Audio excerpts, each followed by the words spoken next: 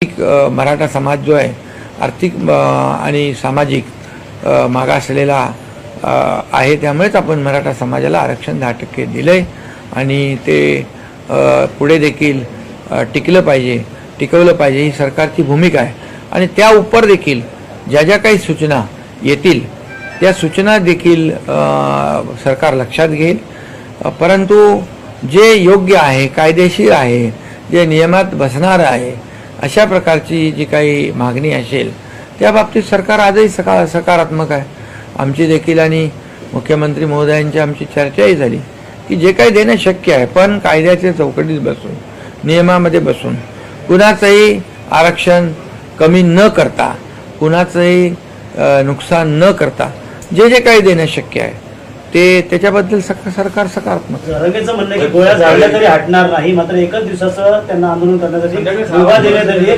जर 5 वाजेनंतर हटली ना तर शिवसेनेची भूमिका सरकार शिवसेनेची काय भूमिका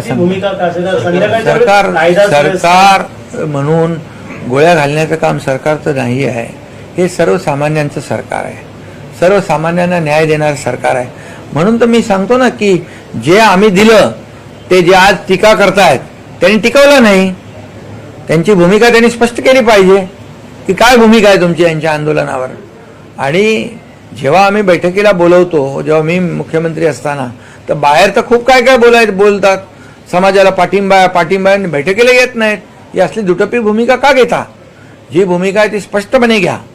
आणि म्हणून मराठा समाजाला न्याय देत असताना सरकार त्यांच्यावर कुठलाही अन्याय करणार नाही किंवा मराठा समाजाला न्याय देत असताना इतर कुठल्याही समाजावर अन्याय करणार नाही।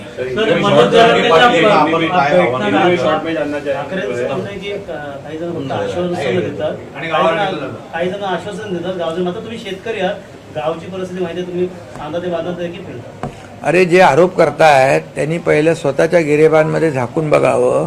आम्ही दिलेलं आरक्षण, महायुतीने दिलेलं आरक्षण ते मुख्यमंत्री असताना टिकवू शकले का